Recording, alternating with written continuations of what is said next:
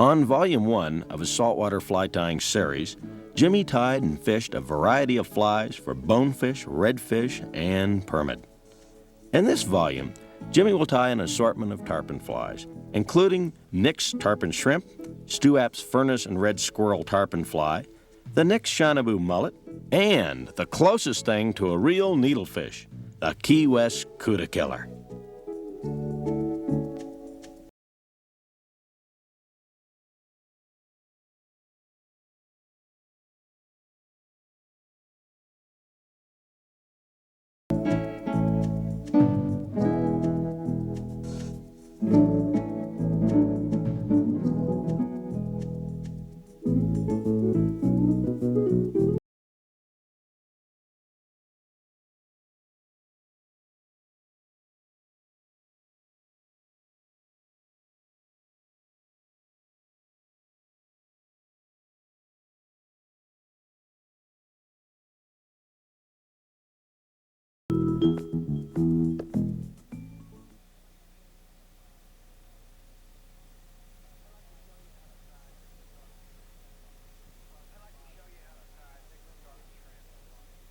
I'd like to show you how to tie Nix's tarpon shrimp.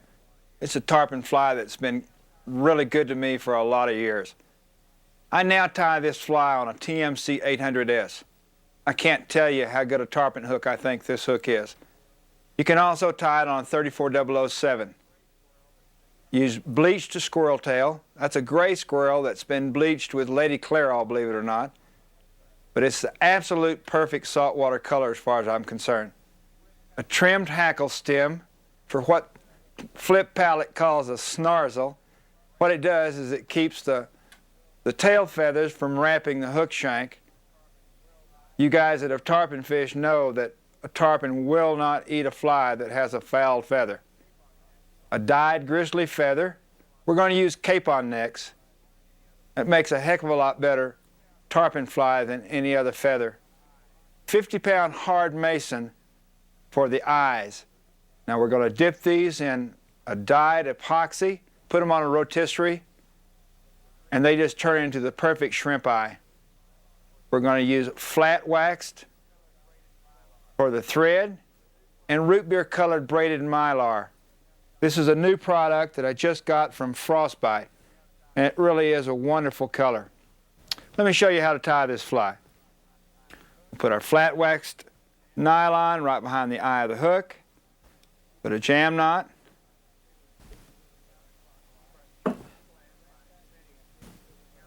Keep our thread flat by spinning it counterclockwise.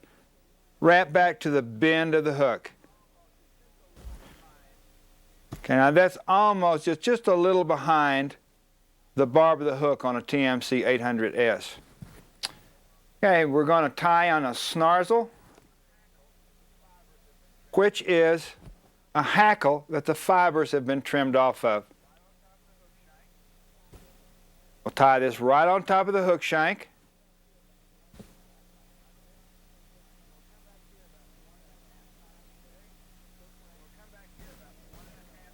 Okay, and we'll come back here about 1.5 times the hook length and cut it off. Put a little flex cement on that area and just run it all the way down the hook shank, the thread covering. We're going to cut 6 feathers. Now again, these are capons. And on a 3/0 hook, I do measure these because I want them exactly the same size. And I make them about 6 centimeters. That's not saying that a tarpon fly can't be a little longer or a little shorter. It's just what I like personally. Okay, we'll put the tips together on all of them, all 6 of them, and I'll just cut them all at the same time.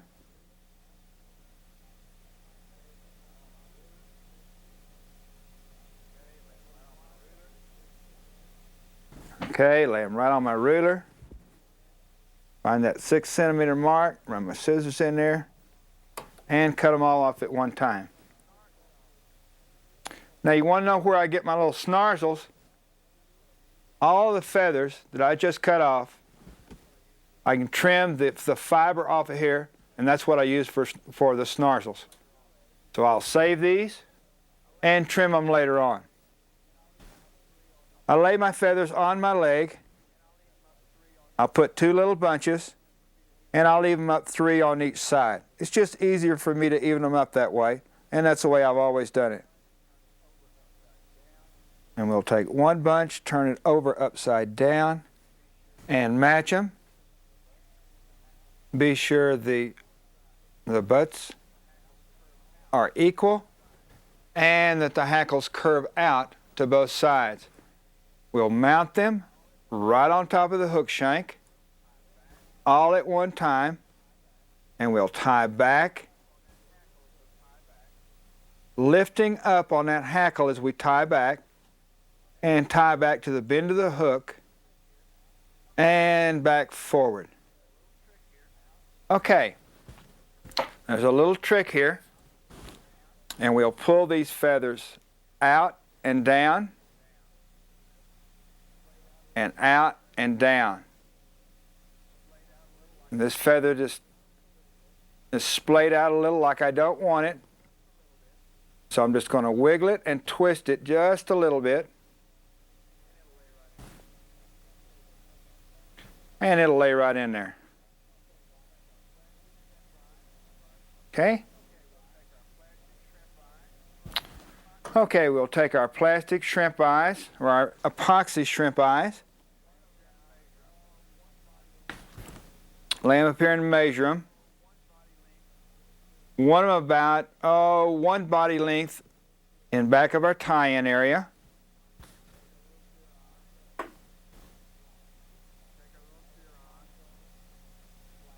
We'll take our little zirons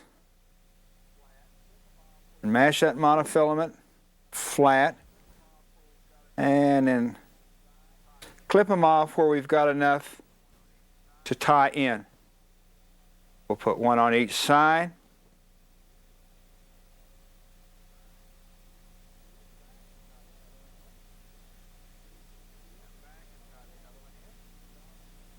And come back and tie the other one in. If you look at shrimp in the water, the most predominant feature are their eyes. And these may be a little oversized, but that's why I make them this size too, because I do want them a little oversized.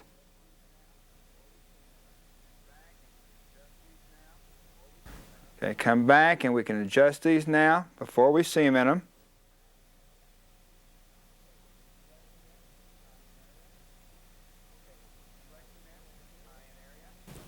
Okay, we'll put Flexament in this tie-in area and let it soak in good.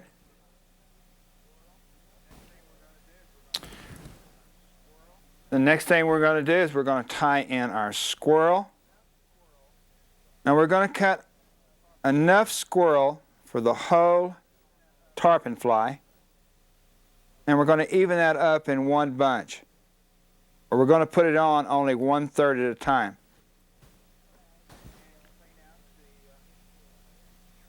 And clean out the trash out of the butt of the squirrel hair. Put in our hair stacker, couple of tamps. Okay, now again we're going to just take 1/3 at a time.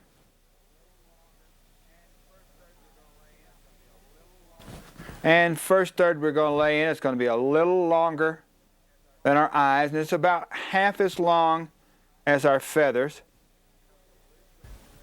On the far side, take a couple of loose wraps around there, tighten it, and then just lay your finger on there as you tie back. Okay, take the other third, tie it on the near side, and exactly the same length.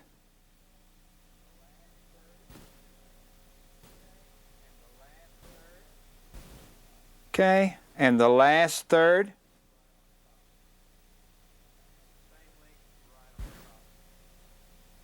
Same length right on top.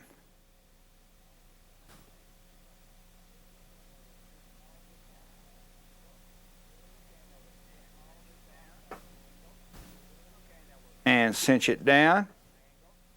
Okay, now we'll trim all this off at an angle. Very important to trim off at a nice precise angle. Otherwise, when we overwrap this, it'll be lumpy. A lot of times I'll take it out of the vise and trim it till it's nice and perfect. Let me rotate my vise around a little bit.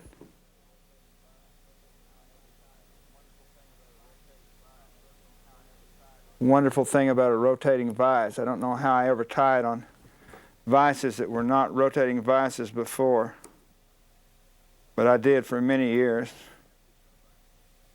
But this is a wonderful help to have these kind of vices.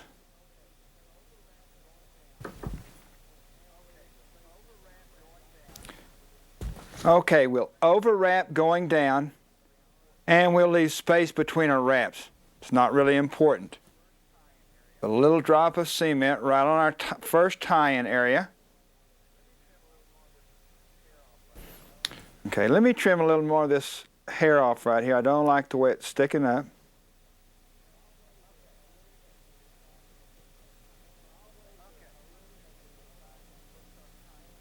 Okay.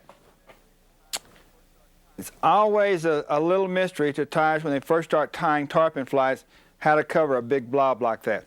Well, let me show you. It's all done the same way. We'll start, we'll go up to that, and we'll come back down. Every time we do this, we're going back a little bit farther.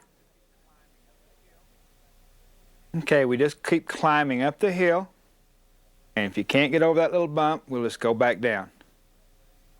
And come back up. One thing you want to do is keep this thread flat. This is flat wax nylon, and you do that by just spinning it. When it gets twisted up and it's not flat anymore, you just spin it counterclockwise, and it'll flatten right out. Okay, there we go. We got that the thread covered very nicely. I'm going to cut a piece of this braided mylar.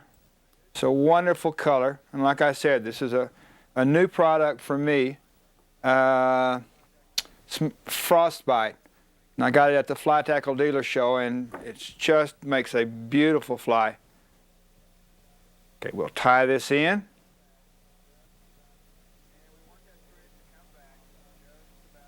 And we want that thread to come back just about the portion on the shank of the hook that's opposite the barb. And now we'll come forward all the way to the eye.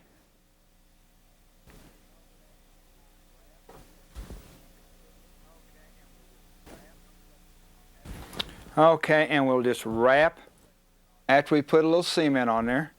Put some flex cement on there all the way around.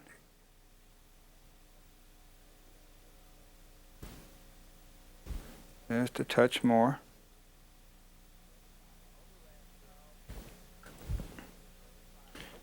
Okay, and we'll overwrap this with this braided mylar.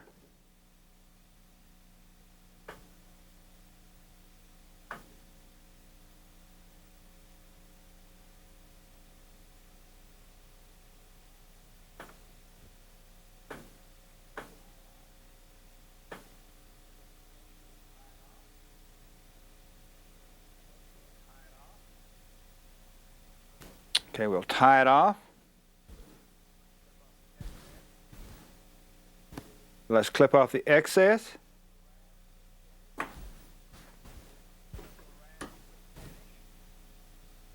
Couple of wraps, whip finish.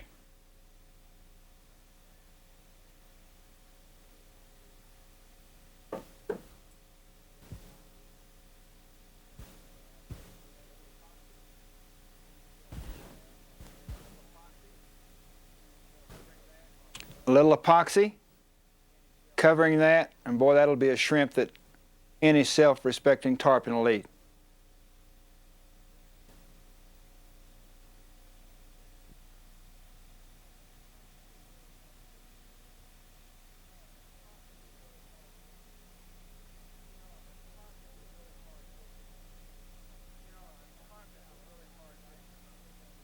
You know, a tarpon's a really hard fish to hook.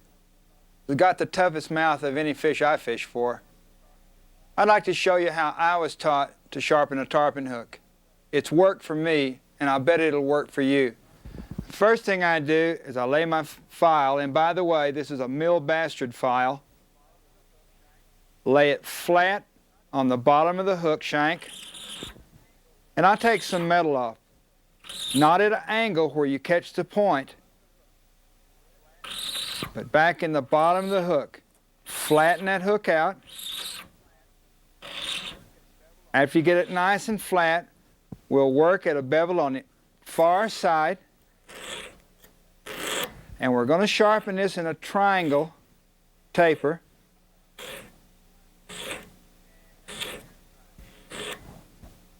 And now the near side.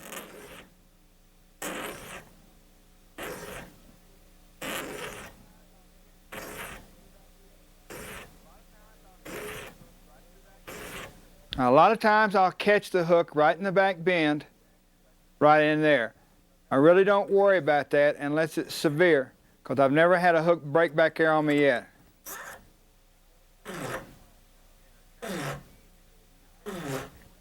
Okay, now come in easy when you're finishing that point off.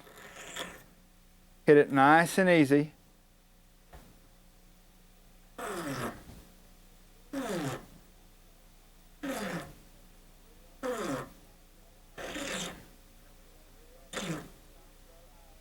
Just a couple of real nice, easy strokes. If it hits in there and stops the filing, go back and get another angle.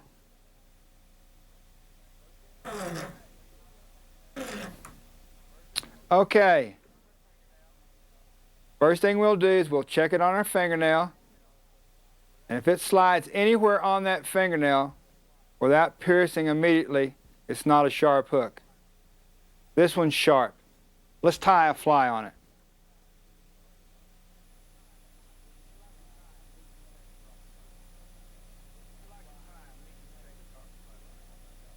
I'd like to tie a meat and potatoes tarpon fly for you. This is a fly that I never go tarpon fishing unless I've got some in my tarpon box. It's a burnt orange color. It's got guinea side feathers. And for the collar, we can use a couple of colors. On this fly, I'm going to use a brighter orange.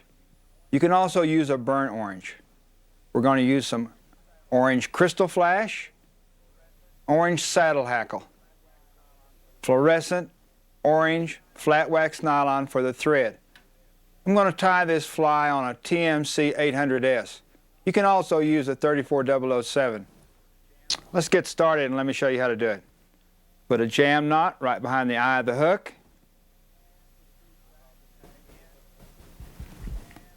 Clip off the tag end and proceed back to the bend of the hook.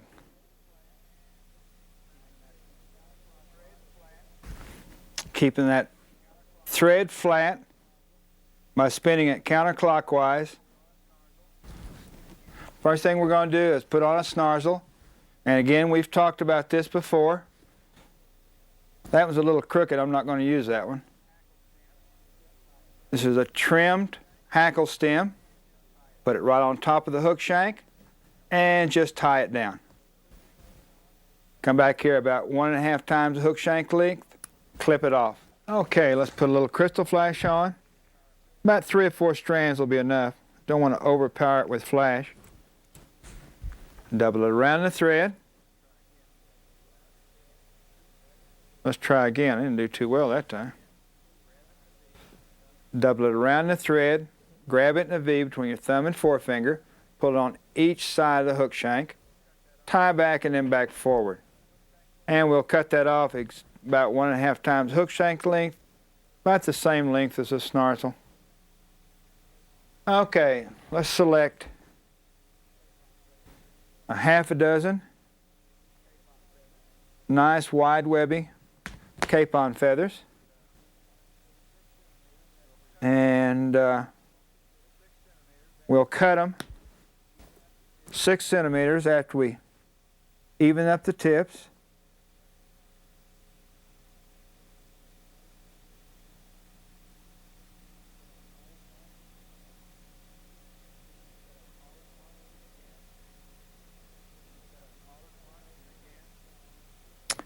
cut them all at once, and again, we're going to cut these 6 centimeters in length.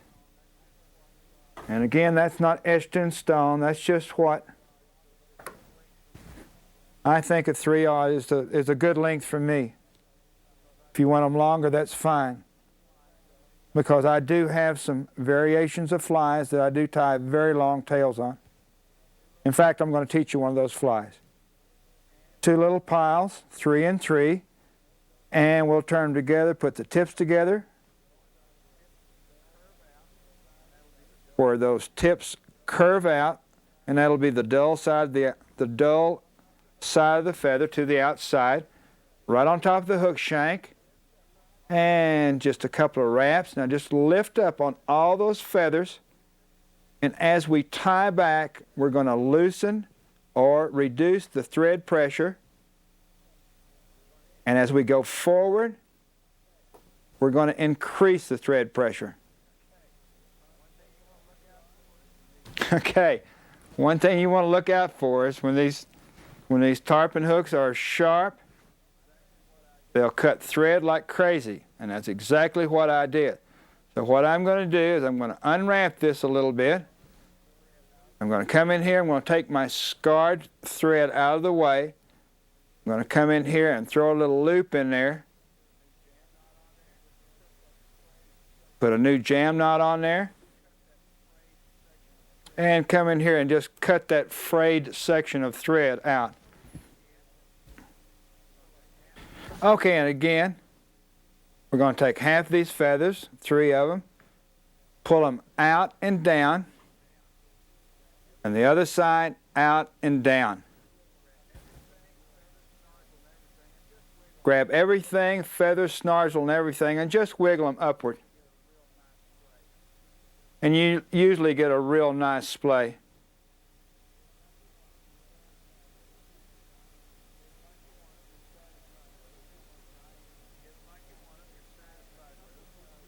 When you get them like you want them, you're satisfied with them, which I am. We'll tie in a couple of guinea side feathers. Now these guineas have been dyed burnt orange, and they're just regular, just a regular body feather out of a guinea. And we'll tease them back, cut them to the length as such, and we'll trim the fibers off on each side where they'll hold better as such. I've got a couple already cut here. I'm going to put them in right on the side where the curved side is out.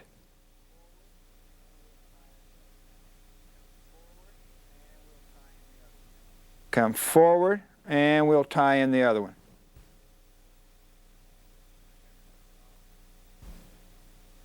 Let me trim this one off. It's not trimmed yet.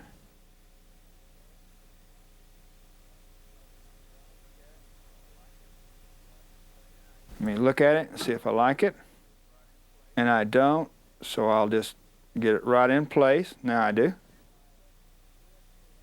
Take a little flex cement and apply it to the thread wrap. Now this flex cement is real thin, so it goes in pretty quick. That's something I really like to do, is keep the flex cement thin. Okay, we'll grab some orange saddle. And for collars, I really like dyed saddle feathers. We'll choose a couple that have some nice fluff and have some web to them.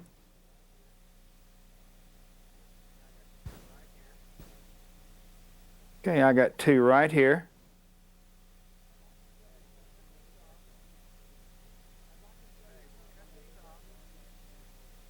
Okay, we'll cut these off. I'd like to show you something on these feathers. You can hackle a feather as far back as it'll bend.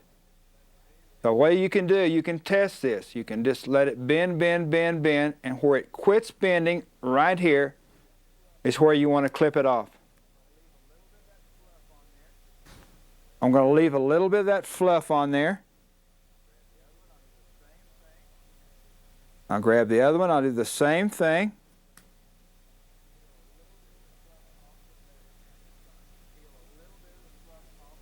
Okay, I'm just going to peel a little bit of the fluff off the feather. And we'll just tie it in like we would any hackle, with the exception we're going to get it started hackling already. Come forward. Okay. I'm going to run my little bobbin cradle around there. I'm going to cement this area.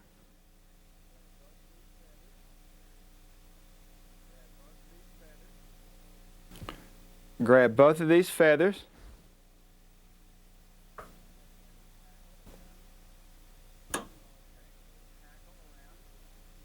Okay, and we'll just hackle around.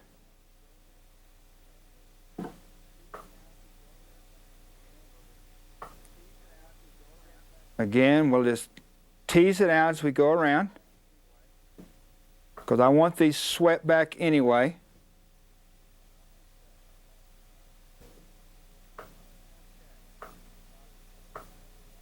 Okay. Get my bobbin cradle out of the way. Clip the tips off. Close. Now I'm going to sweep these feathers back with my left hand, and I'm going to overwrap them because I want them swept back just like that. I intentionally chose two feathers that were a little long where I would get this appearance of going back. Okay, you want to keep that bobbin real close to the hook shank. Come forward a little bit. Now we'll create that nice taper. One thing you want to do is keep spinning that thread and keeping it flat. And you can see it when you spin it and it flattens out. Again, we'll climb this hill of thread that we have. Want a nice smooth taper. And we'll go down. Maybe 3/4 of the way. Flatten our thread again. Shorten it where the tip of that bobbin is real close to that hook shank. Come back up. Nice smooth taper. This time almost all the way down. All we want to do is have room for our whip finish toward the eye.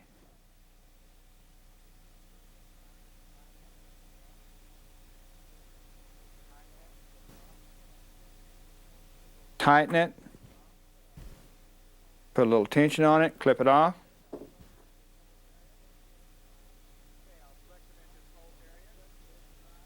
Okay, I'll flex cement this whole area. And when that flex cement's dry, we'll epoxy the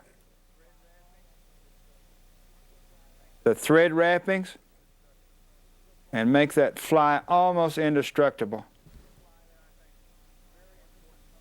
This is a fly that I think is very important for any tarpon fisherman to have. It's a wonderful color.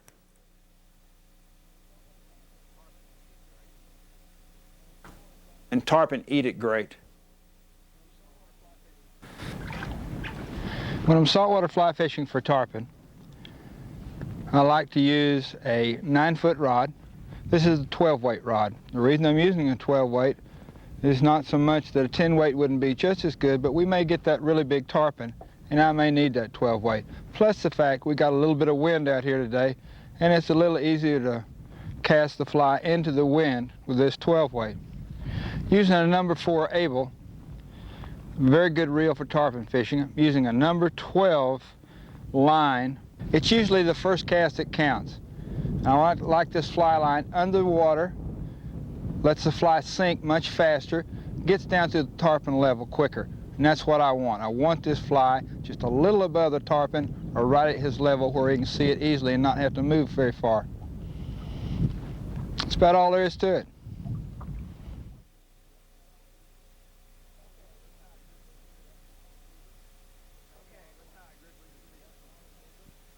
Okay, let's tie a grizzly deceiver. This is a takeoff on Lefty's deceiver. Probably the best all-around streamer pattern that we can use in saltwater. We'll tie this fly on a TMC 800S. You can tie this with or without weed guard, according to where you're going to be fishing it. Use silver crystal flash, pearl crystal flash, silver mylar, either in a 10 or 12. On a smaller fly, I'll use white calftail. On larger flies, I'll use bucktail. The calftail sinks much better and much faster and has a better translucency. If I could get it 2 or 3 inches, that's probably all I'd use. We'll use a grizzly capon, peacock herl, and black 6/0 thread. This way I can use a few more thread wraps, make a stronger fly without a lot of thread buildup. Okay, let's put a jam knot right behind the eye of the hook. We'll wrap back, cut off our tag end, and wrap back to the bend of the hook, laying a nice thread base, and we'll come back forward to about an eye length behind the eye of the hook. We'll select 4 grizzly hackles. I've already got a few of them prepared. Let me show you how we prepare them. We'll hold them up here. We want them almost 3 times the hook shank length. We want at least 1.5 to 2 times the hook length behind the bend of the hook. So we'll just hold it up there, measure it, hold it in our left hand, come right here where our thread is, and clip it off. Now we're going to strip the barbs all the way back to the bend of the hook, so we'll mark that with your fingernail of your left hand, and come right in here and strip these off. Now remember one thing, we want to leave a few of these barbules on the stem where we can overwrap those, where our feathers won't twist when we wrap them down with thread. Okay, now you can tie these feathers on where the curvature of the feather is outer in. Dry, they'll probably look neater if they go in. But to fish them, I like them where the curve's out because it gives more action to the fly. So that's the way we're going to tie them on here. Come in here, if they're not perfect, cut them off right where that thread wrap is. And we'll just bind our butts or our cut-in area down. What you really want to do is be sure that you hold those feathers all up and they're tied in right on top of the hook shank. And we'll tie right over these barbules right back to our thread base. Okay, wrap our thread back to our original tie-in area. And we'll just grab all 4 feathers, lift up, and just wiggle them a little bit. And we'll grab 2 on each side, pull them out and down, out and down. And that way we'll get a nice splay.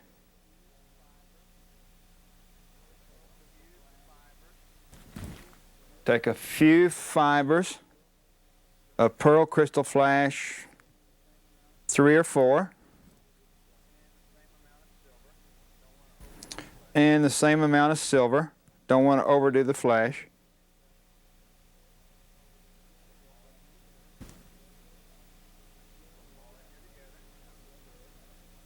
Pull them all in here together. Again, we'll wrap them around the thread. Bring it up, put a wrap in front of it. Now we'll hold it in a V on each side of the hook shank. Tie it back to our rear tie-in area. And come forward to our original tie-in point. Pull all of them together. And we'll cut them off about 2/3 the length of the tail feathers, and just pull them on each side. They should just go down there almost automatically. Okay, we'll tie in our mylar tinsel and tie it in where the silver side's out. And again, I like to leave a little tag in because I'll cut it off all at the same time.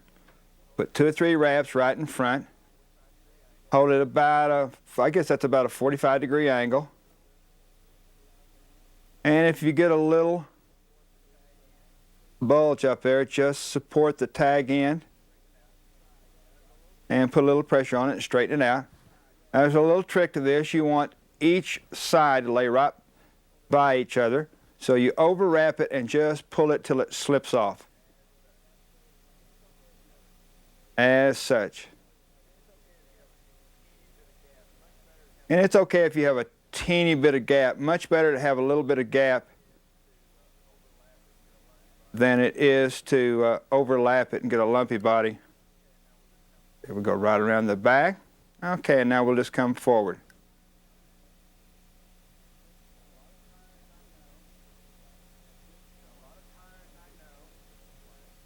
Now, a lot of tires I know at this point, after they trim the crystal flash, will do one of 2 things. They'll put a nice, shiny, hard coat on here, or they'll epoxy it, one of the 2. Let them dry and then proceed with finishing the fly. We'll unwrap our first tinsel and come back here and capture. There's no use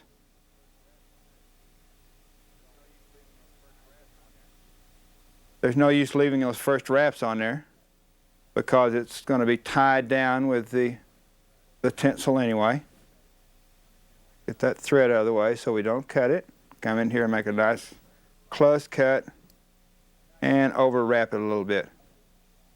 Now again, you can coat this body with either epoxy, which absolutely makes an indestructible fly, or you can use a product that's got a real nice, shiny, hard finish called bug glaze. And we'll come back to the rear portion of where we're going to put our head. And on this fly, it's a small fly. This is the number 2. So we'll cut some calf tail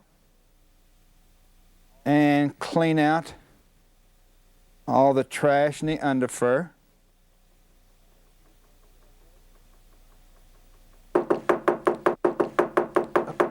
Okay, even up the tips. Okay, and divide the calf tail in half. And put half on the bottom, half on the top. And we'll hold it up here and measure it. I want it just about 1/3 the feather length. And so we'll put a couple of wraps on here. And maybe more, maybe 4 or 5. And again, we'll wiggle it. Use that technique. Wiggle the butts and the tip portion. Come in here with the scissors and cut it off at an angle.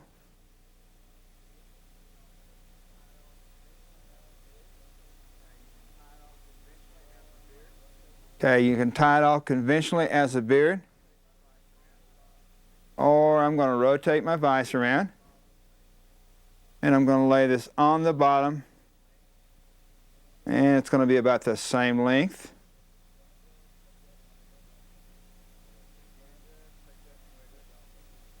And again, just take that and wiggle it, pull up the butts, and cut it off at an angle. Let me get my fine scissors and trim up this angle just a little bit.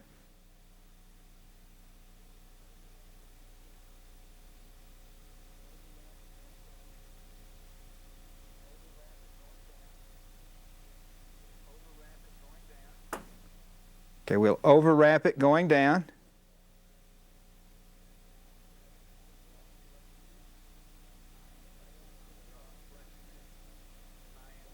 Put a drop of Flex Cement on the tie-in area, top and bottom. Okay, now again, we got a little hump here. So we're going to go back with our taper, go back to the hump, and come back down toward the eye. Go up to the hump, and come back down toward the eye. And just build up that area till you got a smooth transition from thread to the calf tail. We're going to tie in 6 to 8 peacock herls. Clip those off the stem. And again, I use my stacker for this. I'll just put them in. Even up the points. I didn't get them even as I want to. Let me do that again.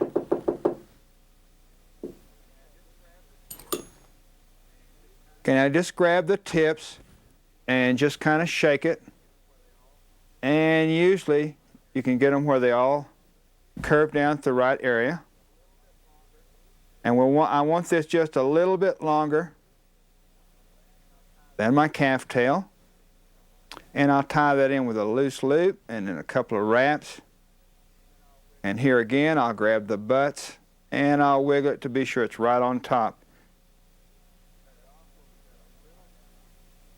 Cut it off where we got a little section of peacock to tie down on. Okay, now we'll select 2 more feathers, and we'll select them a little farther up the neck where they'll be just a little bit slimmer.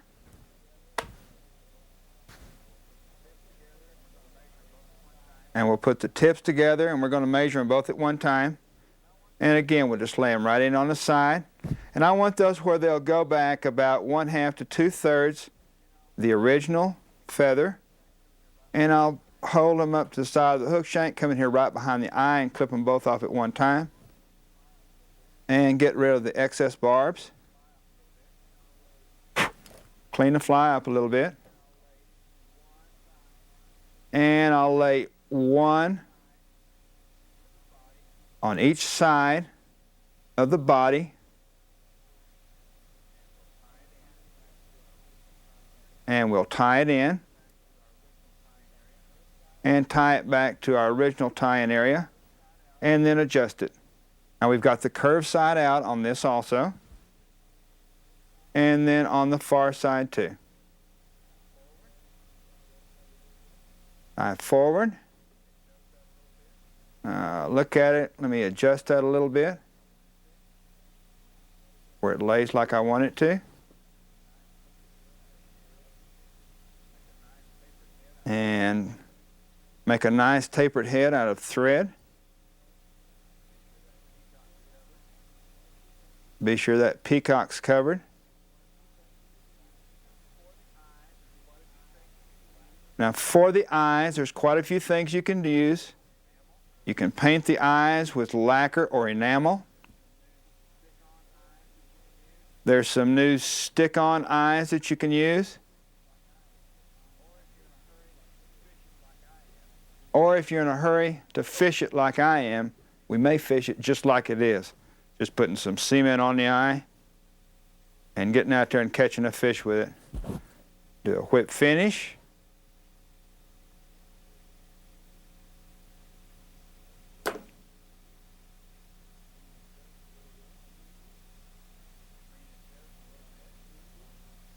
Preen it just a little bit. Let me grab my tweezers. Got a couple of barbules that just went crazy right here. And just pick them out. Neat thing about fly tying is you don't have to get it right the first time. If you don't like it, you can do it over again. But I like this one, and I know the fish are going to. So let's go fish it.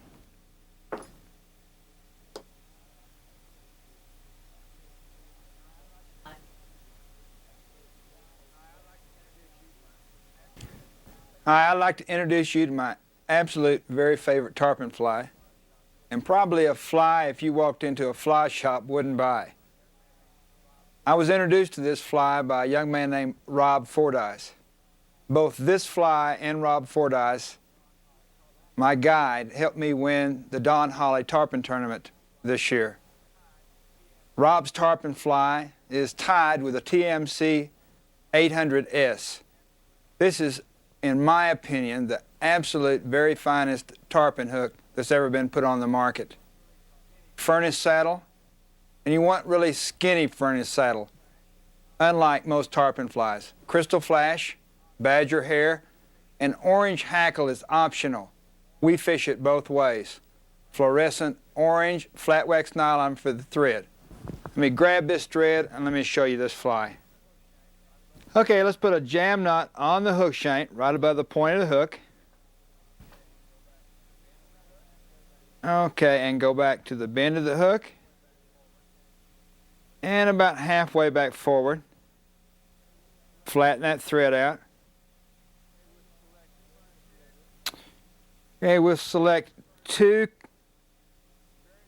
furnace feathers, very long, very skinny, and instead of having them curve out, we're going to have them curve in. And you heard me right when I said only 2. This is an unorthodox tarpon fly, but also it's given me some of the best days of tarpon I've ever had in my life. And we'll just wiggle it, get it right on top of the hook shank, and come back to our original tie-in area and put a drop of Flexament right there. Okay, we'll cut off a clump of badger hair. Now we don't want all of this underfur, but we're going to take about half of it out.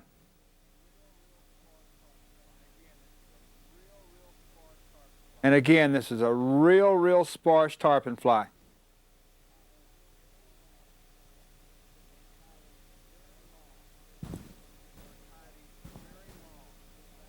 We're going to tie these very long.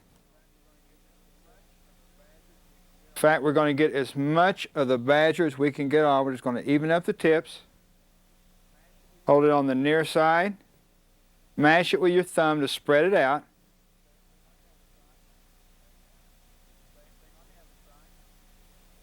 Do the same thing on the other side.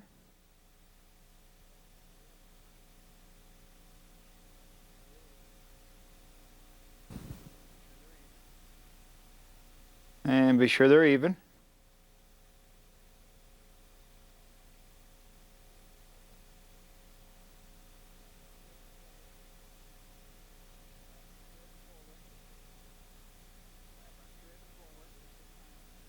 Okay, wrap our thread forward to our original tie-in area. Put on 3 or 4 strands of crystal flash.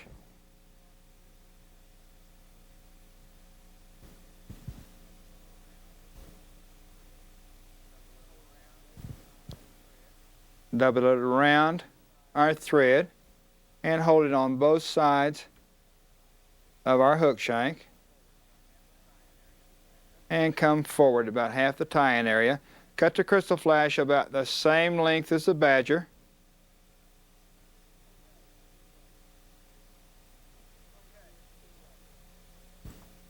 Okay, now you can fish this 2 ways. You can finish off the head right here, epoxy it, and fish it just like it is. Or you can put 1 orange and 1 only saddle on there.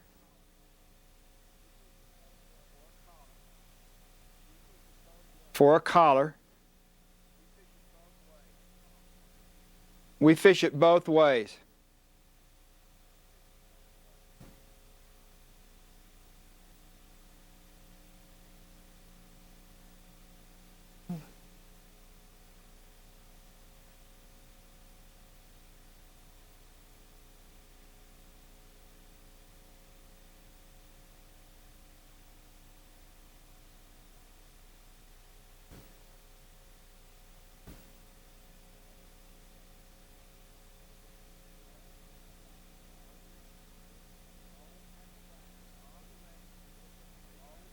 Trim it off, pull all this hackle back, and we'll overwrap it a little bit where it'll lay back.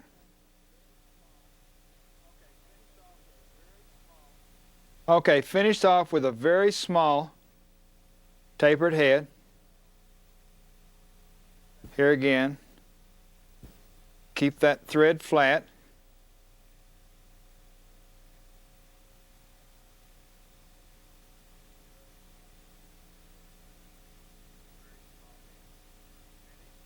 And a very small head. Whip finish.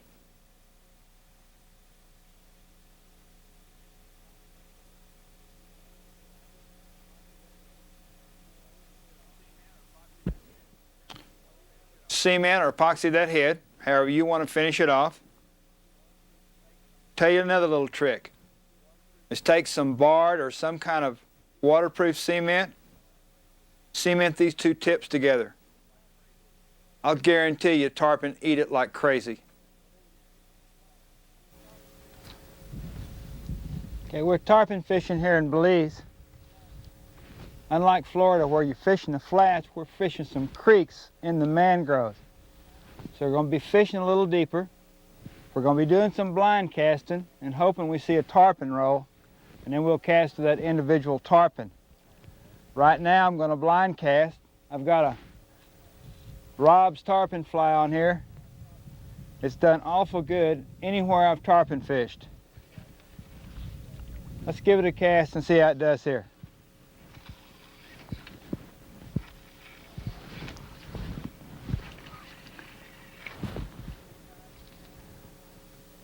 Give it a little time to sink.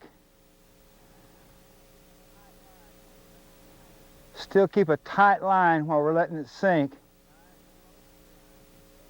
Give it some nice slow strips.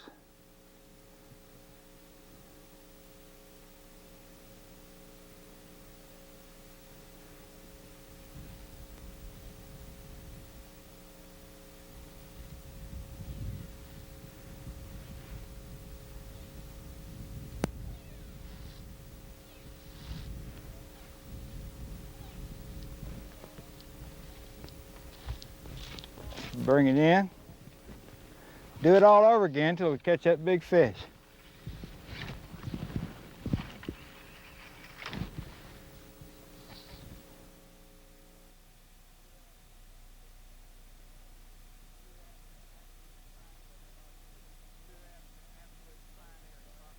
Stu App's an absolute pioneer in tarpon fishing in the Keys.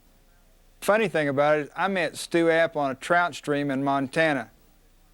And after that, he's always been one of my heroes. Let me show you how to tie his fly. It's a furnace and red squirrel and another fly that I absolutely won't go tarpon fishing without. I use a TMC 800S 3/0, little crystal flash, furnace hackle, a nice wide webby Chinese if you can find one, trimmed hackle stem, red squirrel, either brown or fluorescent orange flat wax thread. I've got the snorsel already tied in, about a hook shank in the length and a half length. And I'll tie in 3 furnace feathers on each side. We'll put all 6 of them together.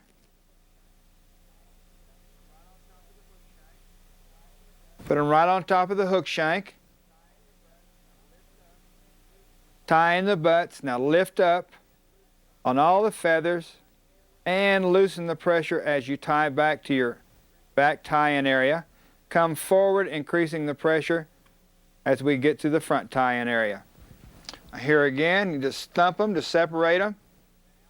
Pull these feathers out and down, out and down.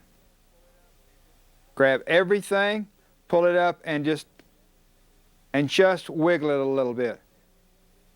If you don't like the way one of them's set, go ahead and twist it and just wiggle it a little bit and get it set to where you want it. Okay, and that's all there is to it. We'll put a little cement in there and that'll hold them in place.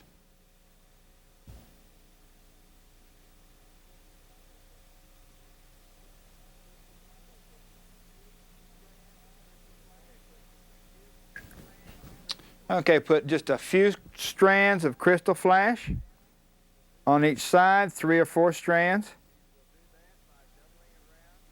And we'll do that by doubling it around. the thread and holding that V between your thumb and forefinger and tying it back with thread and back to your original tie-in area. And only about half the length of the feather, and just pull it down on each side and it should right itself automatically.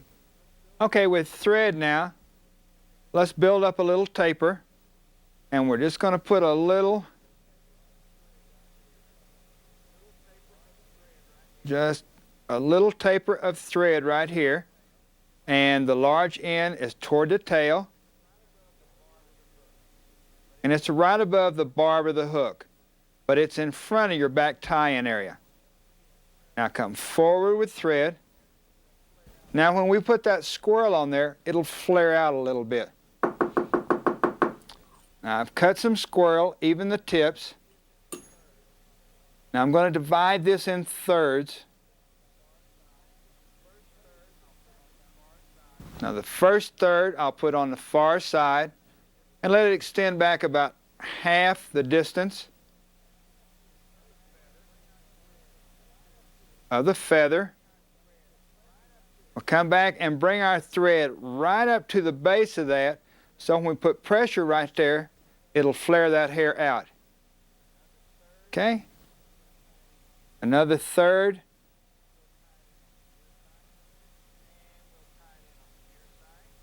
And we'll tie it in on the near side.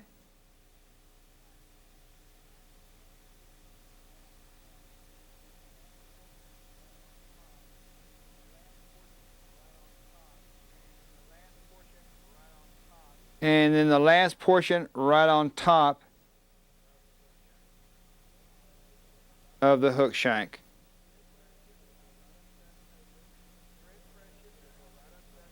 And with thread pressure, if you'll go right up to that taper, it'll flare that hair out just a little bit. Come forward a little bit. Okay, now we'll cut all of this off at a nice taper. Just raise the hair up, bring your scissors in there, and taper it. Let me turn my vise around.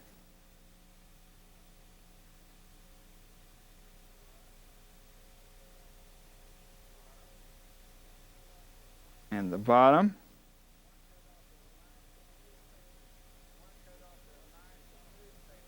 I want to cut it off at a nice smooth taper, because if you don't, the thread transition just never will look right.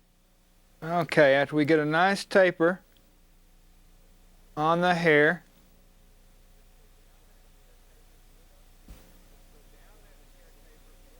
okay, we'll just go down that hair taper with our thread and just get down here as quick as we can. That's when we start our little taper. We'll go up into the hair, and when you can't go any farther as such, you just go back down. Spin that thread and flatten it out. One more time, go up as far as you can. You can see it's trying to climb that taper, but don't push it. Just come back down, go out a little bit farther, and come back down. And we should be able to climb it and finish the fly this time. Let me flatten that thread out.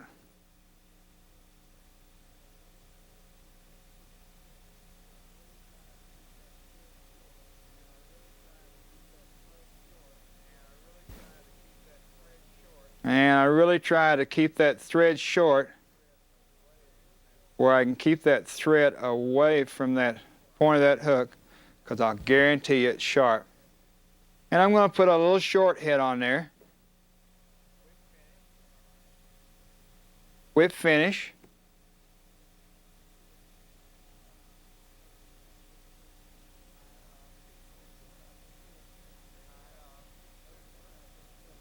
Tie it off. Use my fingernail and press it back just a little bit. First coat, I'll put flex cement on there. And then I can finish it with either epoxy or bug glaze. This fly you always want to have with you. It's a standard, one of the best tarpon fishermen in the world.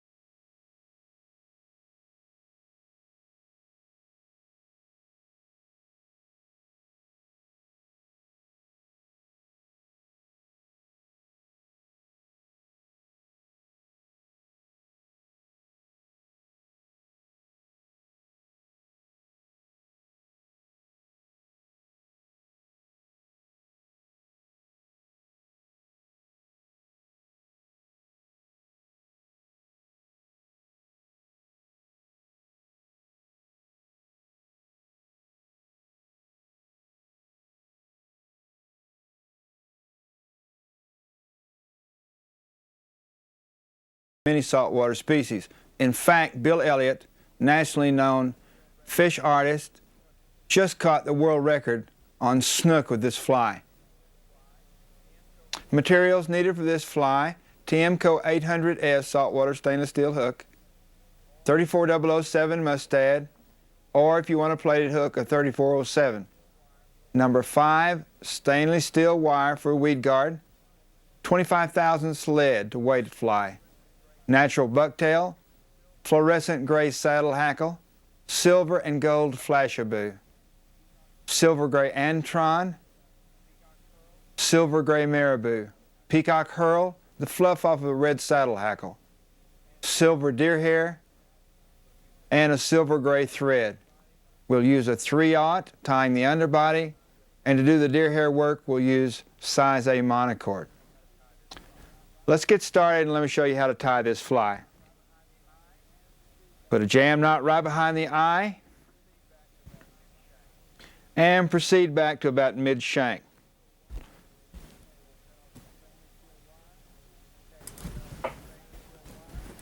Okay, we'll cut off some stainless steel wire, about twice the hook shank length. Be sure we want it long enough. We can always cut it off. And again, we'll bend it just a little bit, run it through the eye of the hook, and tie it down right on top of the hook shank.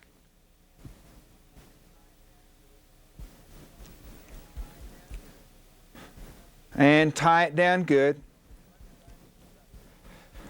Go front to back about 3 times. Bend the wire down just a little bit, get it out of your way, where you won't do what I just did and hit your hand.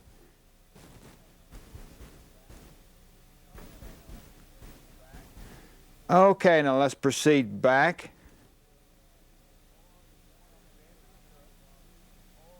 To the bend of the hook, or the point on that hook shank that's opposite the barb of the hook. Let's measure this weed guard just to be sure that it's the right distance. Let's cut off a little where it'll just be easier to work. And a little past the barb, and that'll be a sufficient length. Come back up to the point on the hook shank opposite the point of the hook. We'll tie on a little bucktail. A bunch of bucktail about as big as a lead pencil. Clean it out.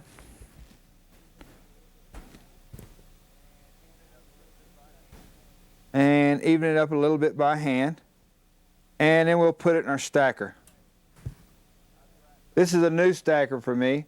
I've griped for years about not having a stacker big enough, so Bernie Griffin at Griffin Enterprises finally made me one. But it's great for bucktail. It gives you a lot of room to stack, and it stacks it real good. Okay, about 2 times the body shank length. And we'll go ahead and just clip it off right there. And we'll tie it on right on top of the hook shank. Bind it down right at the butts. Now we'll just lift these up and come back. Tie it to the bend of the hook with less thread pressure and back forward.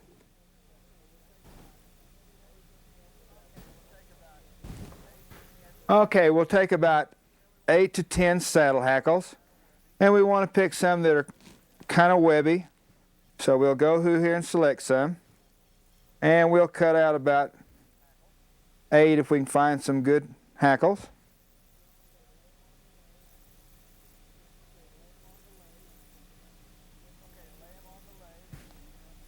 Okay, lay them on the leg. Even up the tips of the hackle. And I always put them curved side down. Mash your thumb on there and grab the tips. Turn it over where both clumps are curving out. And again, even up the tips of all the hackle. And just grab the whole bunch. And we'll want those to extend a little bit past that bucktail. And come in here and we'll cut it off right where we cut the bucktail off.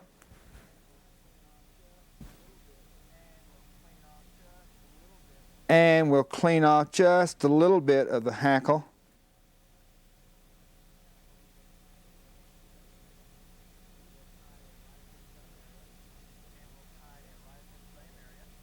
And we'll tie it in right at this same area.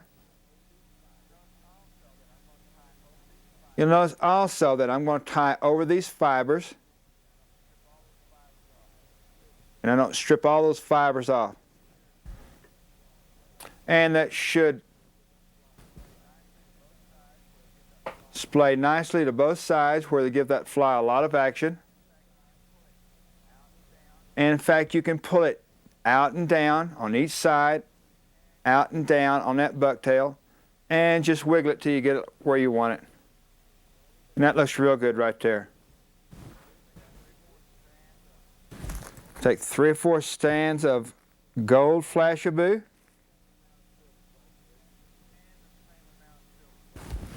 And the same amount of silver flashabou.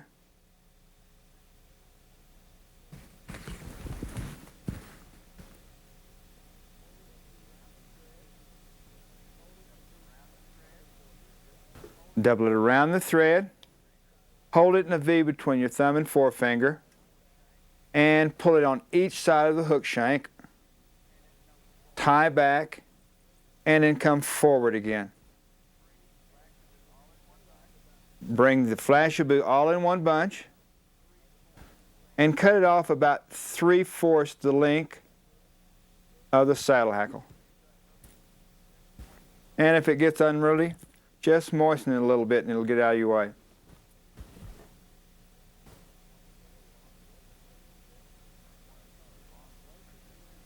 Got one that's a little longer. We'll cut that now. Okay, we're going to weight this a little bit. What I'm doing is I want this fly to just barely sink. So I want to put enough lead on there, it'll counterbalance the deer hair head. So I'm going to put about 5, 6 wraps.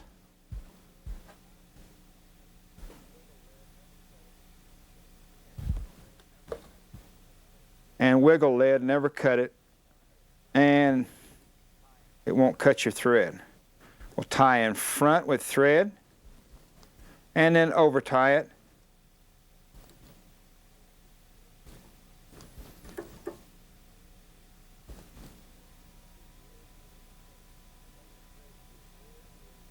Okay.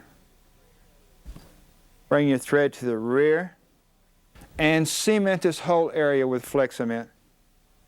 The whole tie-in area from right behind the eye of the hook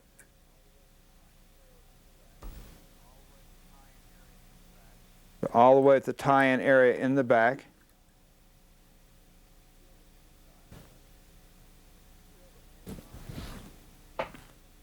Let's find our silver Antron dubbing.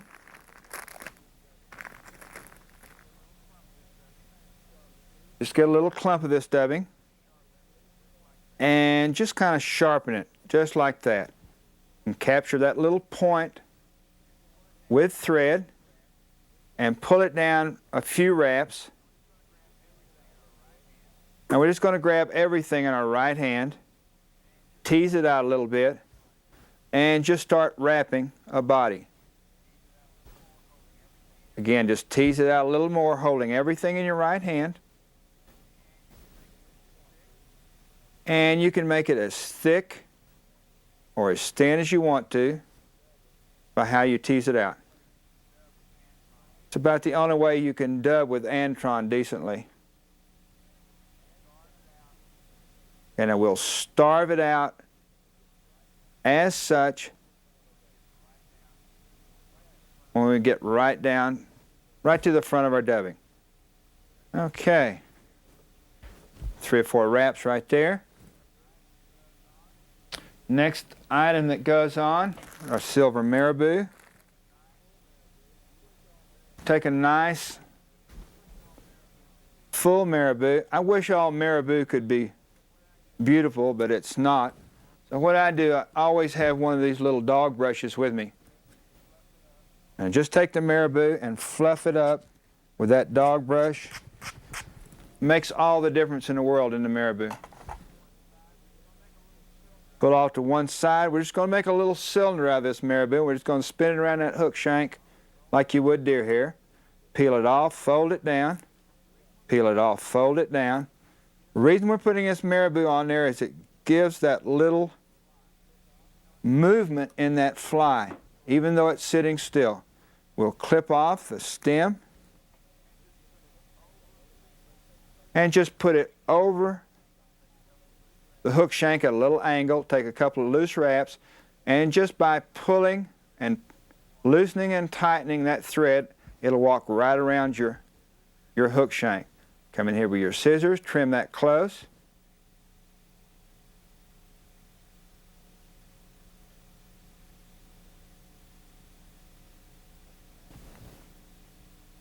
Okay.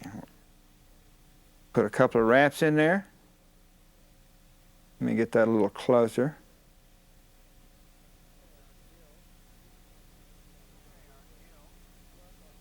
Okay, our gills are going to be the fluff off a red saddle hackle.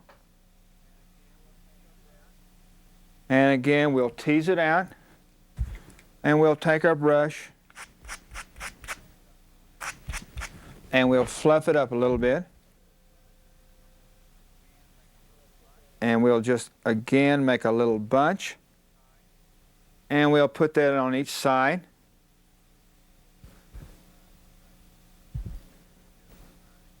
And we'll do it to the other side exactly the same amount.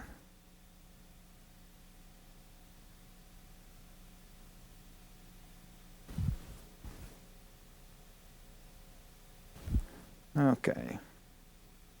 Flip the stem portion off. Flush.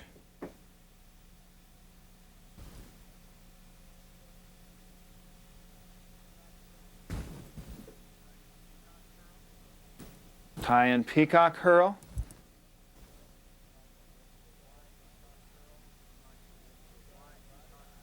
I like the wide peacock herl that's right up by the eye. And also, I tell you something, when I'm tying these for fishing, I really do use a just strung peacock, and I'll just clip it to length because I don't think the fish really care. I'll even up the tips.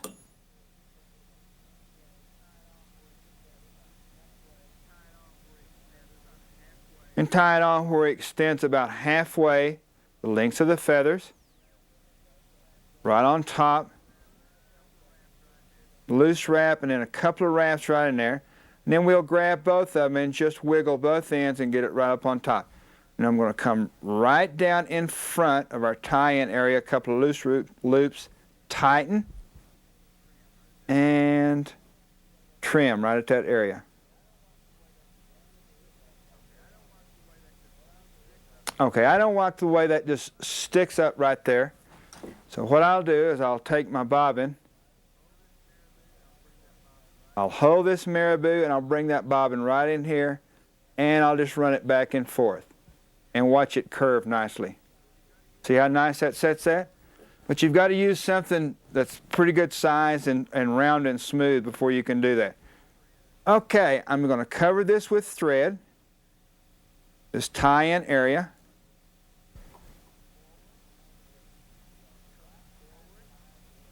I'm going to come forward, right behind the eye of the hook with my 3/0 thread.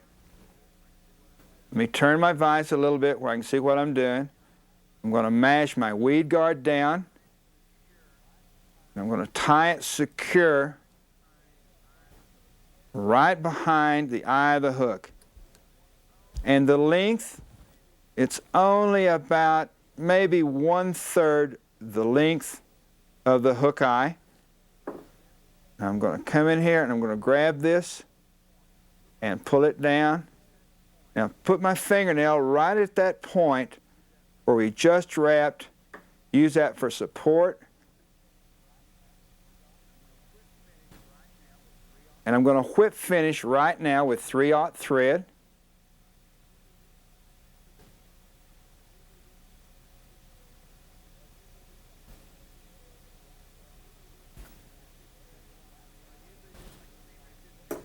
What I usually do is I cement this area right now, and I'll tie several flies right to this point.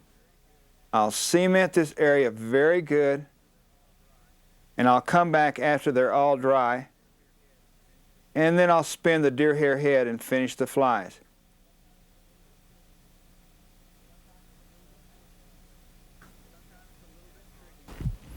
Sometimes it's a little bit tricky to spin hair on wet Flexament, but let's go ahead and do it. I think we can. We'll change to size A monocord. Get that marabou out of our way just a little bit, and run that thread all the way back to the back. Right back on our tie-in area. That's why it's so important to cement this whole area. Okay, we'll take our deer hair. Now we're going to cheat a little bit right now. We're not going to spin this deer hair like you think we usually do when we spin hair.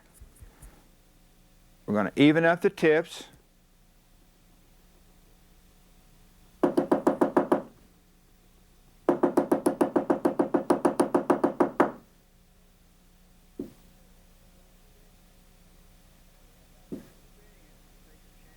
Now, instead of spinning it and take a chance of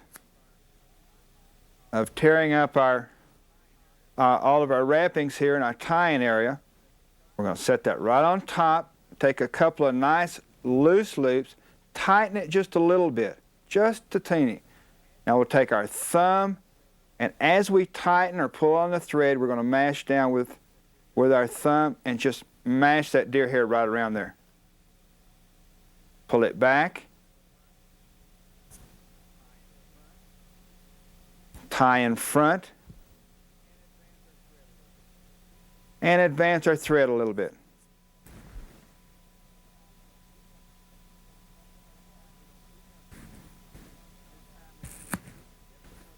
This time we don't even up the tips because we're going to cut them off. We'll get the trash out of the deer hair. Even up the butts. Cut off the tips. And bring it here, and we'll just spin it real lightly right around there.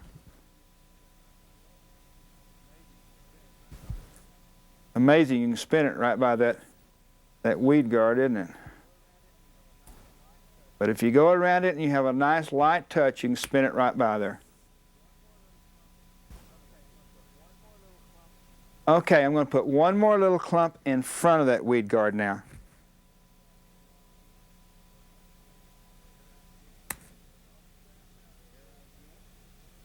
Clean the hair out again.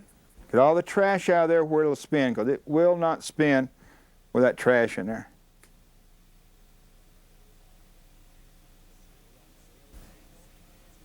Hold on there at a little angle and just pull real easy right around the hook shank. Pull it back and pack it with your thumb and forefinger just a little bit. You'll notice I'm not packing this deer hair very much. There's a reason. The less that deer hair is packed, the better it'll sink. So this is not a floating fly, and so that's what we're doing. Okay, we'll come in here right now. Hold that back, get that hair out of the way a little bit. Let me back off because I trapped some hairs in there. Take a couple of wraps back. Get all that deer hair out of the way.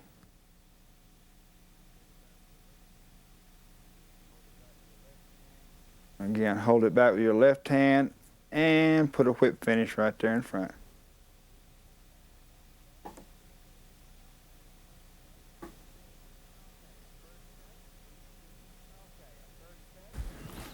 Okay, our first cut we'll do with scissors, and we'll just cut it at a nice little angle. And our bottom cut, you got to be careful with your scissors because that stainless steel wire with hair scissors is non-forgiving. And just cut to the wire. Again, bend it over to each side.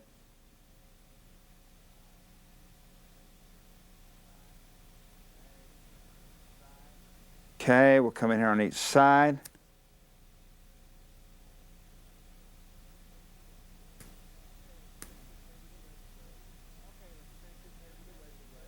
Okay, let's finish his head with a razor blade. And we'll come in here with little cuts and smooth everything out.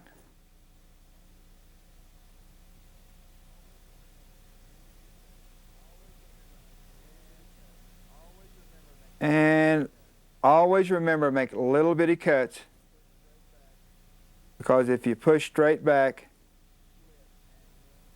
you can slip and ruin the fly.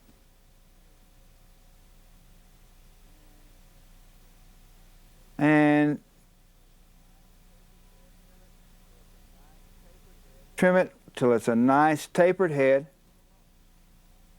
in the shape of a mullet.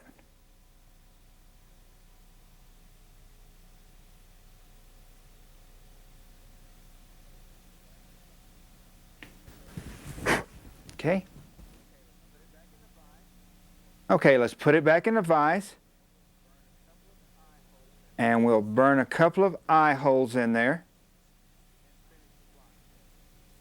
And finish the fly.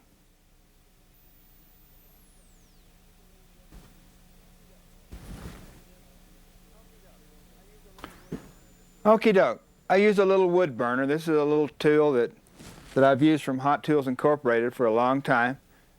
And we'll just burn an eye hole in each side.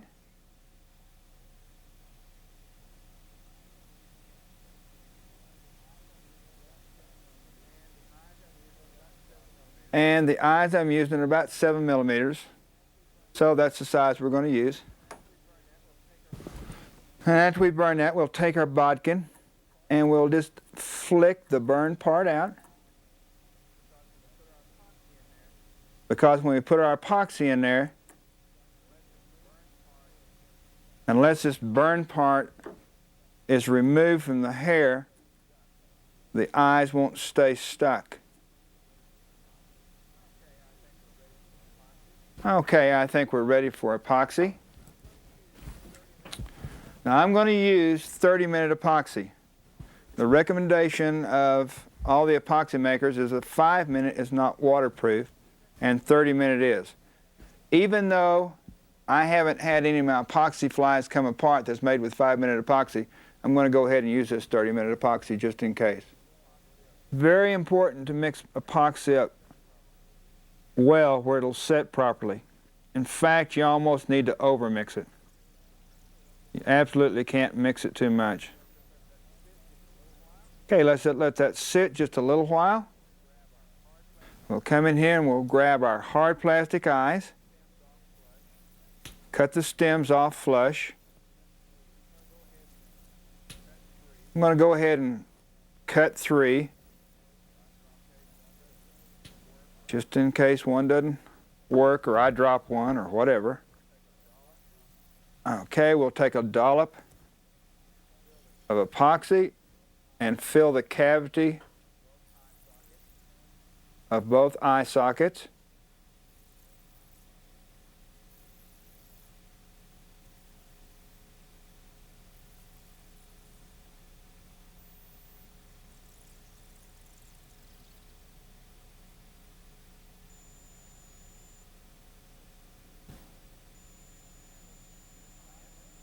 And we'll put the little eye in there. Near side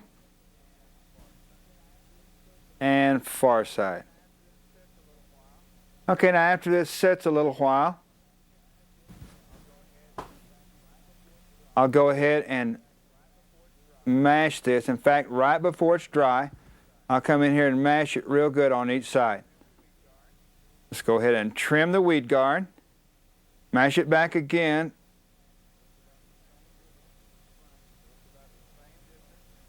till it's about the same distance in front of the point of the hook and about parallel to the hook point. We'll bend it straight to the hook, and we'll get our cutters and we'll cut it off right in front of the point.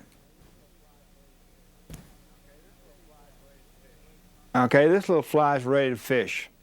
And I tell you what, with the great conservation efforts that the state of Florida has done and the way those big snook are coming back, take it and fish it. You may be like Bill Elliott. You may catch the next world record snook.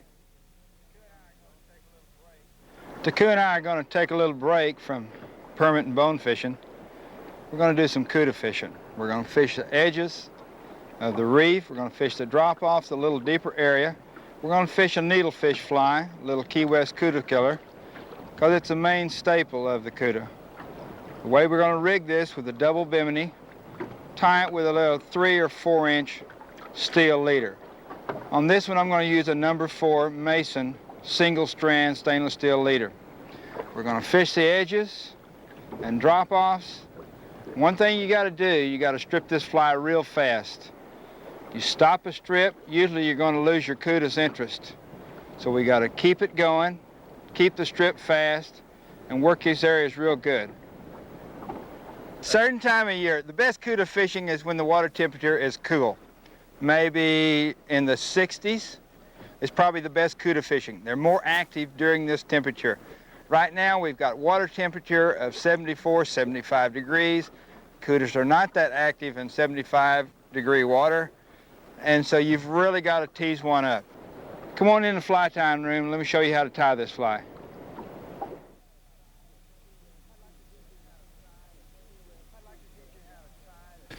I'd like to teach you how to tie the Key West cuda killer. I've had so much fun with this fly that I'd like to share it with you guys. I was fishing with Jeffrey Cardenas out of Key West for laid-up cudas. This is one of my favorite things to do in the winter season in Florida. To tie this fly, we'll need a 34-011.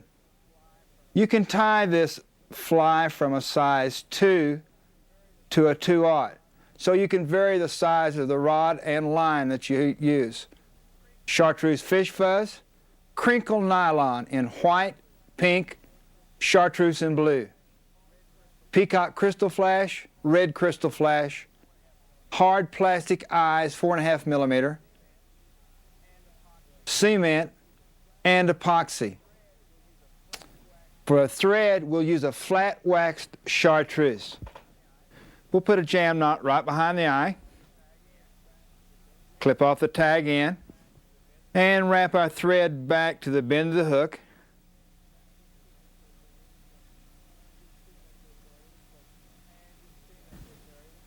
And just cement this area with Flex-Cement. Okay, the first thing we'll tie on will be the fish fuzz.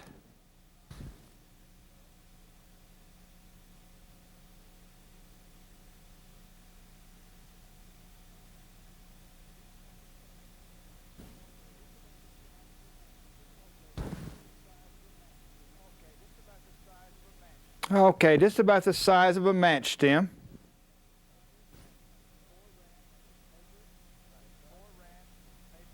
About 4 wraps, we'll taper the butt.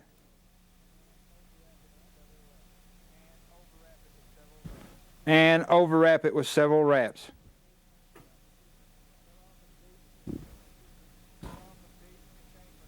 We'll cut off a piece. Let me change my scissors. Good scissors are a little heavy duty. What we want to do is we want to make this, we don't want to make this fly too fat. So we used a little, just about maybe 10, 12 strands of white crinkle nylon.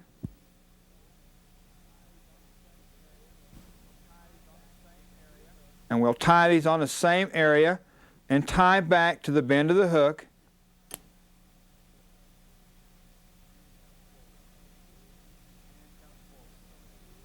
And come forward. A little chartreuse, about 1/3 as much chartreuse as white.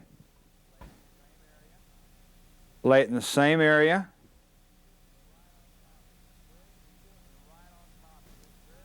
And right on top, it's very important that we tie the crinkle nylon right on top of each other. Okay, and I'm going to go ahead and cut this off now in a taper.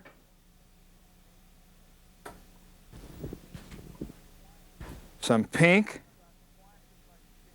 and about twice as much pink as chartreuse. And we'll tie that in exactly the same way. And again, we want it right on top of each other. So we'll take the butt end and the forward end and wiggle them. Be sure they're right on top of each other. Again, trim this off at an angle. And you see what this angle's doing? It's going, just keeps going back a little farther and a little farther. Okay, and about the same amount of blue as pink.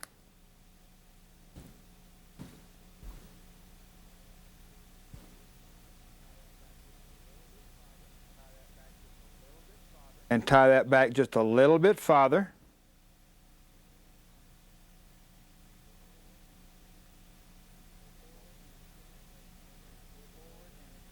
And bring it forward, and again, wiggle both ends where it'll set it right up on top.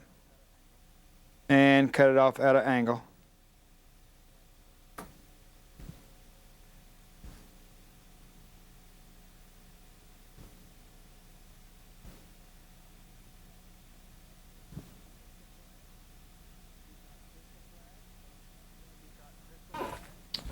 Peacock crystal flash. About a half a dozen strands.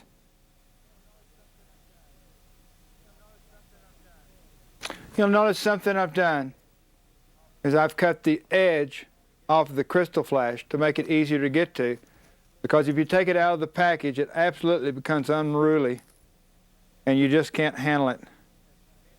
This way you can take as many or as few strands of crystal flash out as you want, clip it off, and the rest of them stay in the package. And again, we'll put this right on top.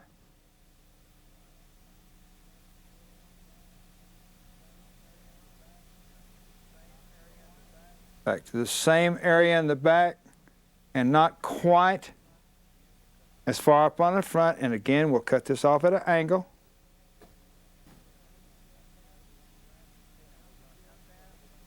Okay, now we're going to come down. We're going to wrap down the hill first.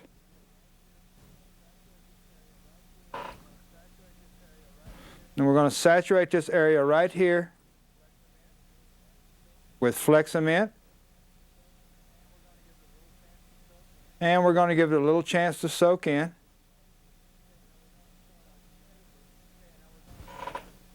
Okay, now we're going to start our taper, and we're going to overwrap this taper of the nylon. We'll come up and then back down. Back up, a little farther this time, back down. Back up, a little farther back this time, and back down. Excuse me, I lost the bobbin.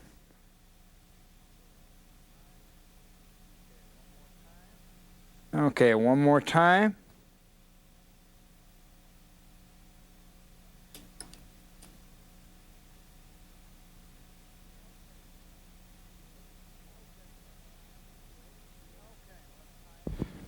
Okay, now let's tie in some gills. For the gills, we'll use red crystal flash.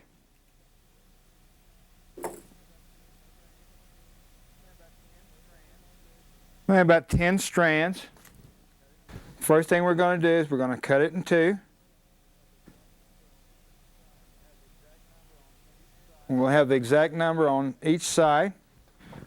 Take half of them, double it around the thread, mash it flat and put it right up on the side and overwrap it back to our tie-in area and come forward to the exact place and do the same thing with the crystal flash on the far side. Round the thread. Let me rotate my vise a little bit where I can see what I'm doing. And overwrap.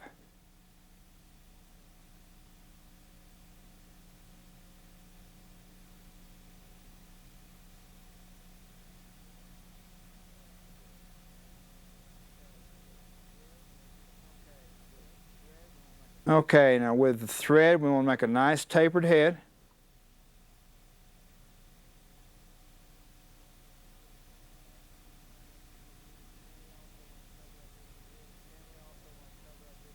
And we also want to cover up any red crystal flash. And come forward and build up a taper.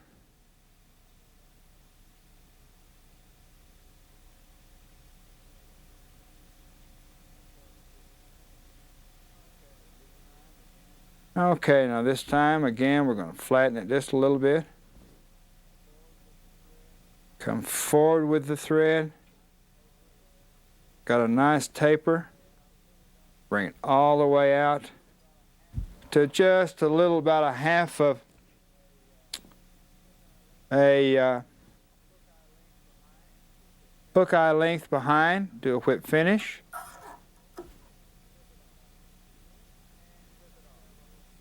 And clip it off. Let's grab our little gills, pull the crystal flash to each side, and we'll cut these off about 3/16 on each side, just where we've got a nice appearance of gills.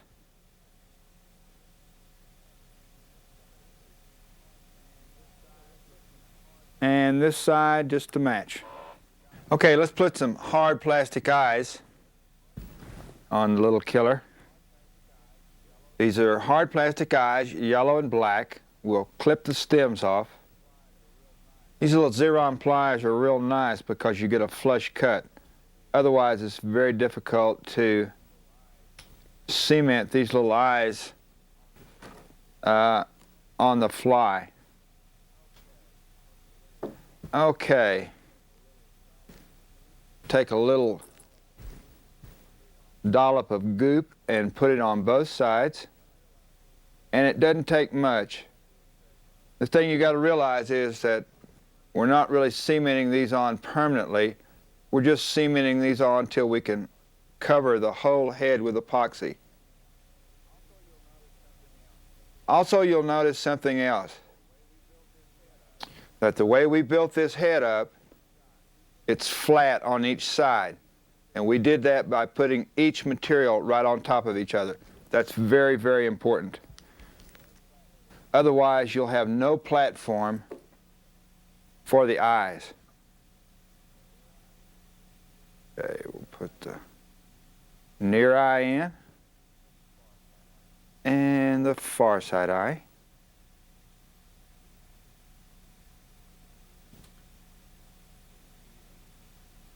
Get them even.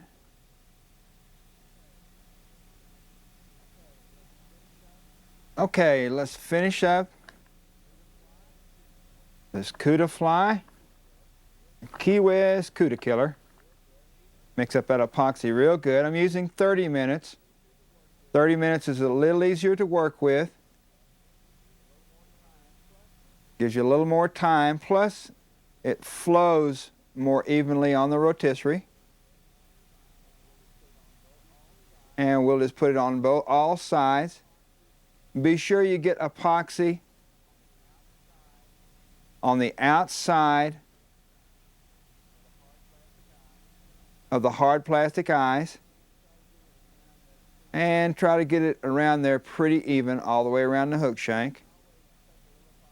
You can always take a little epoxy off or put a little on after you get it on the rotisserie, but it works out a heck of a lot better if we do it right the first time. Okay, and we'll stick it right on the rotisserie. And let's do another one and get ready for the big old kudas.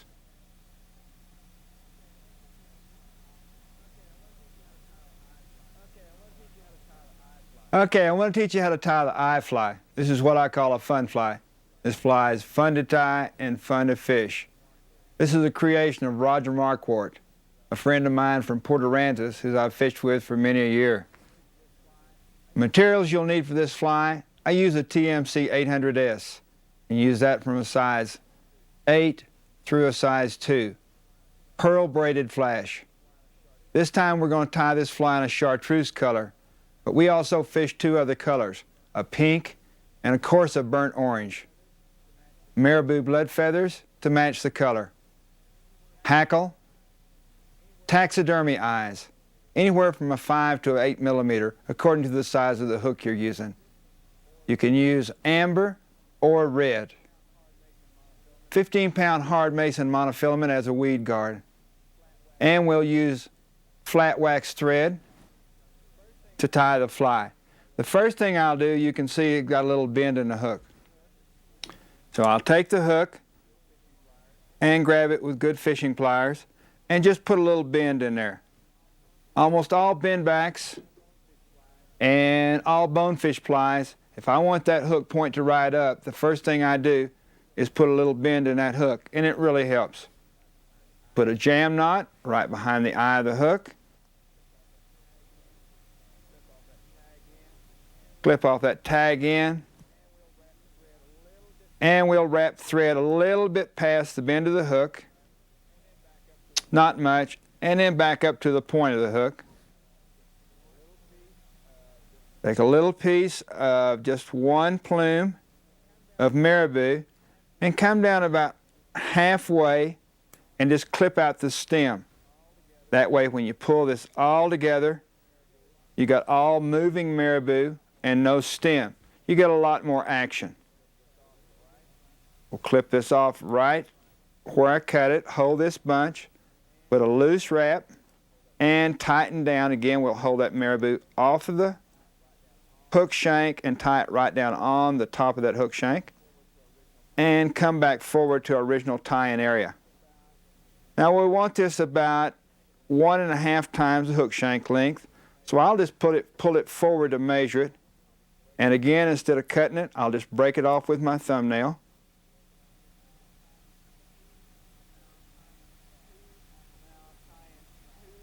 Now I'll tie in 2 hackle feathers, 1 on each side.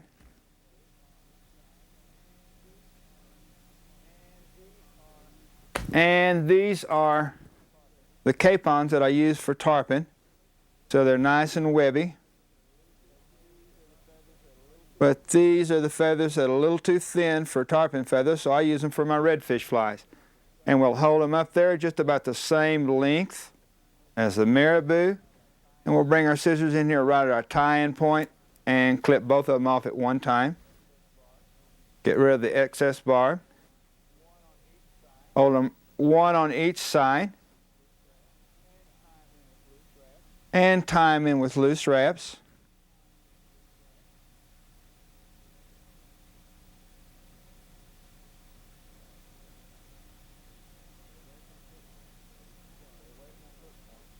Stay away from that hook point because it's sharp. I've already sharpened the hook. Now we'll just overwrap it with thread. Nice thread base, and then we'll come forward a little bit. Cement this area real good with Flex cement. And we want to put it back there too far because we don't want that Flex cement to wick into the marabou. And just cement that whole thread base now. Okay, we'll take an epoxy eye, and again I'll take my little Xeron pliers, and I use the width of my little Xeron pliers. It looks like about 1/8 of an inch, but it's not that critical. And we'll just bend the wire, and then we'll come in here and cut it off, and we want to cut it off where it extends back to our tie-in area of the marabou. And it'll be about 1/3 the hook shank length behind the eye of the hook. And we'll just hold it right on the side. I'm just going to put it in there real loose to start with, but I want it kind of right up on top of the shank of the hook. I'll tie the other one in the same distance from the eye.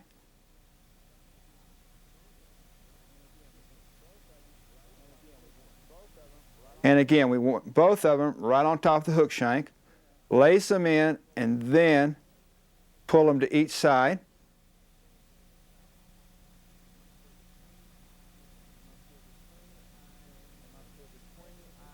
Come up here between the eyes and we'll X them with thread. And again, you just adjust them as you go. I always use my fingernails. I swear that's the best fly tying tool a fly tier's got. And again, we'll just X them with thread.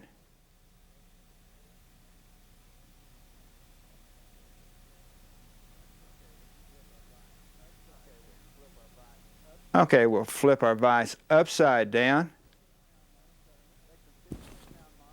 Take some 15-pound monofilament and cut off a piece a couple of inches long. Now we'll just double these back as such and just form a little loop.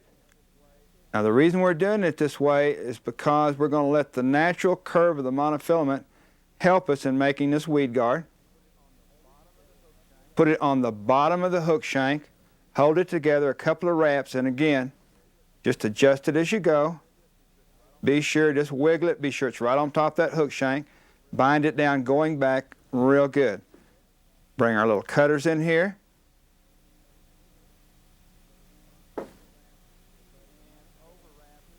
And overwrap the butt of the monofilament.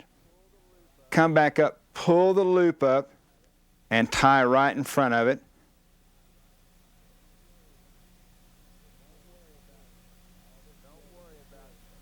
And don't worry about all this buildup of thread, because it's not important on this fly. And we just force that monofilament up straight. Come in here with our clippers, clip it in the middle,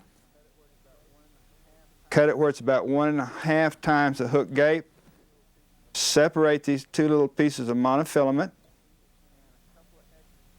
and a couple of X's in between.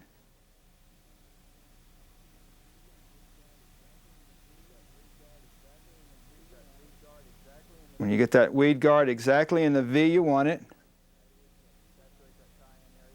saturate that tie-in area with flex cement.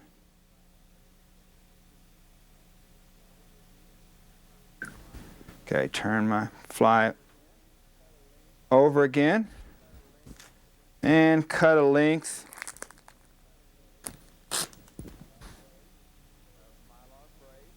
of Mylar braid. And this is pearl that's dyed the specific color. Tie it right on top of the hook shank. Come back to about the barb of the hook. You're going to have to take it easy because we got a lot of stuff sticking around. And come all the way to the front and back of where you want to tie off. Okay, now we'll just wrap this area forward.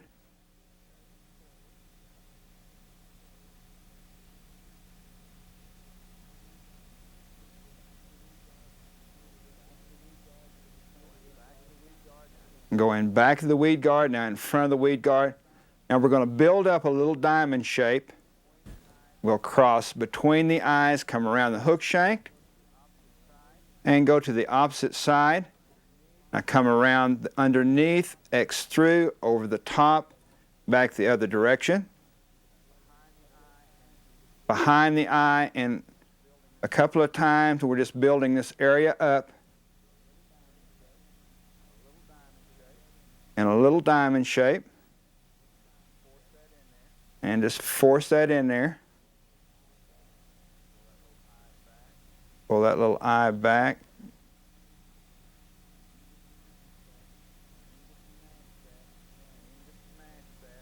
And you can just mash that flat. It forms a nice little diamond.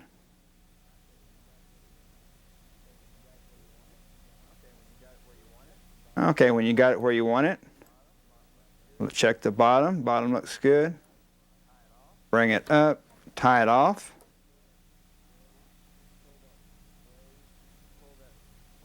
And pull that braid where we can get a nice tie-in. Clip it off. Tie off a little head.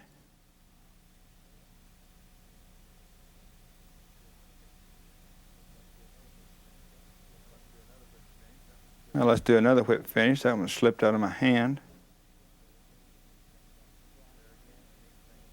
There again, the neat thing about fly tying is you can always go back and do it again.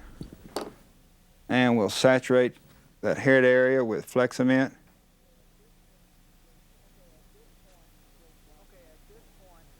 Okay, at this point, this little fly can be fished. A lot of times I'll put a real thin coat of epoxy if I want this fly to last a long time. But it doesn't make any difference whether you put epoxy or don't put epoxy. You can fish it right now, and I'll guarantee you redfish absolutely love it.